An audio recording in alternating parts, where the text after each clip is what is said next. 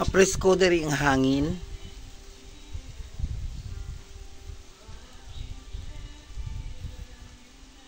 Pero may fear ako magtulok sa idalom.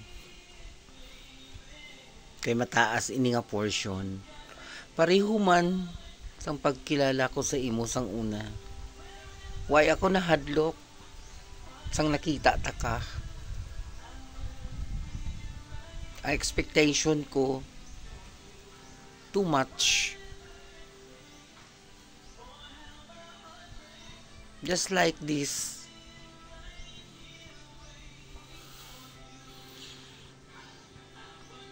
Relaxing siya. Katama. Pero may fear ako. Pareho man sang pag kilala ko, pag abot mo sa life ko, wala ko fear sang ulihi, naka-fear ako. What if madula ka na? What if may iban ka na? Kaya nangin matuod ang tanan.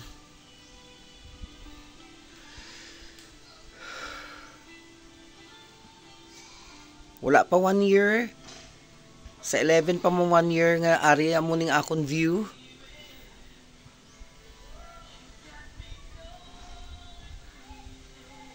Broken hearted na ko nga daan.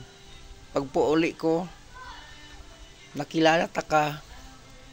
Abi ko, ikaw na. Oo.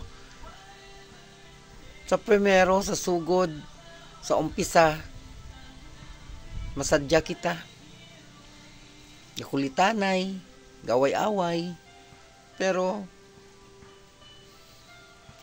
nalampasan naton. Lately, hindi na naton nalabanan ang mga pag-challenges kapag tilaw. Nagbulag kita, May, para makita naton ang aton kaugalingon. Sa gihapon, hindi ako makamove on.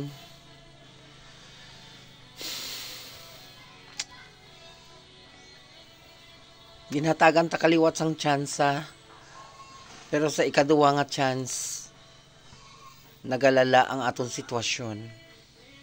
Asa sang ulihi, wala ka na. Hindi ka na ikaw ang una ko nga nakilala.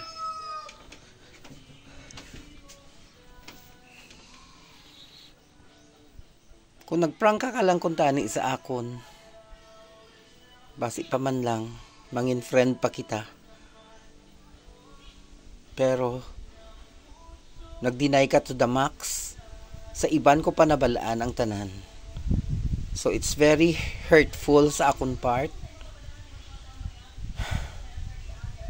Nagsalig ako sa imo, na hindi mo ko paglukuhon, kagin promise mo sa akon, kagin hambal mo sa akon, lain ka sang sa ila, pero isa ka man gali sang sa ila.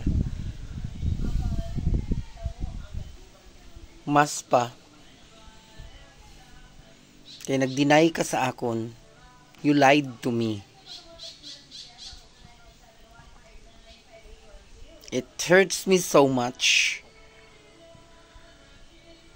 Pero siguro, ang tanan, may hantungan, may hangganan, hasta na lang kita diri.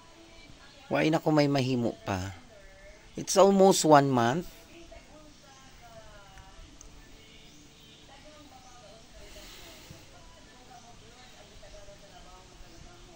And 23 days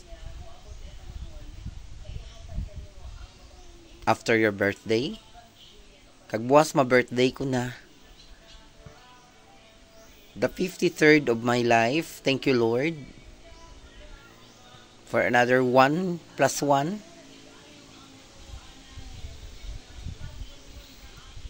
Together with my dear nephew.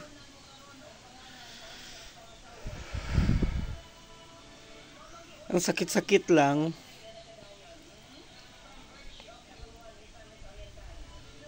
Hindi pwede nga duwa kami pilion mo.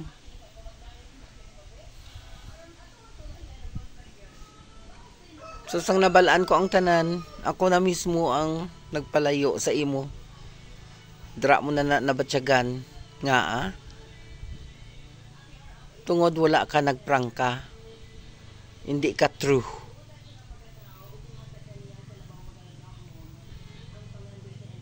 Taga mo na ang mahambal ko. Nagtupa ko sa wrong person.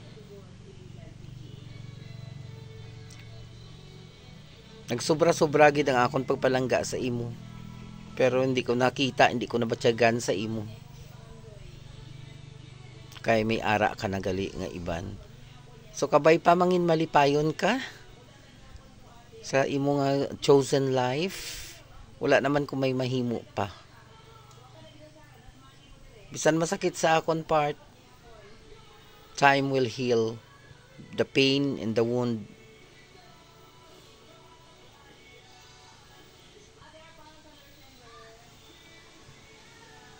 Thank you for everything. And hindi lang paglipati nga ang tanan nga nakuha mo nga blessing paagi sa akon nagalin na kay Lord. Nagapasalamat gid ko kay Lord nga gin-bless yaman ka, especially sa imo work. Hasta na lang diri, wala na ko may mahimo pa. Wala ko kabalo kung ano pang future nagahulat sa akon.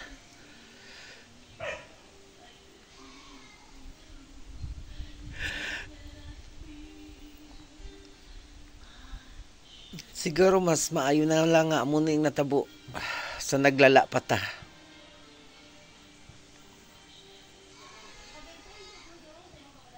Mabudlay mag-move on. Tungod ikaw na ang last tani. Kaya nag-assure ka sa akon nga lain ka sang sa ila. Pero wala eh. Pareho lang na nga ginloko mo man ko. Isa ka man nga nagloko sa akon. And that is very hurtful. I was hurt so much and still hurting.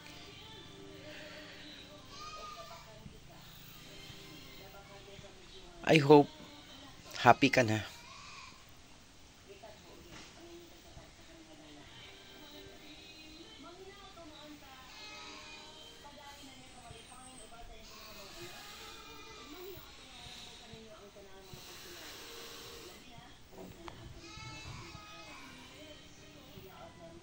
Thank you Lord sa mga pagtilaw kag sa maabot mga pagtilaw sa akong life. Kabay pa makayanan ko ang tanan through your guidance.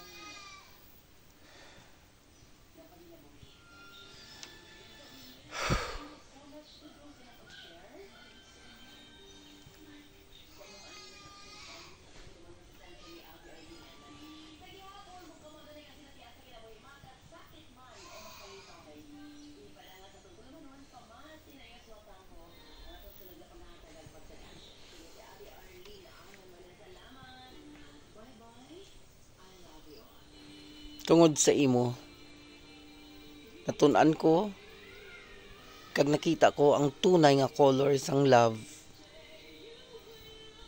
Na hindi lang tanan happy, may sad man para mag-balance kag may ara man nga hindi gid matuloy. Hindi gid madayon bisan anhon ta pa. Bisan piliton ta pa aton kaugalingon pero hindi gid para sa aton. Oo, naintindihan ko.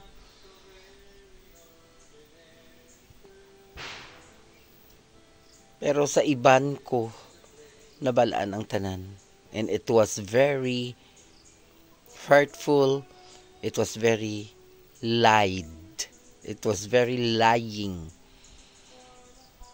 And we call that person a liar.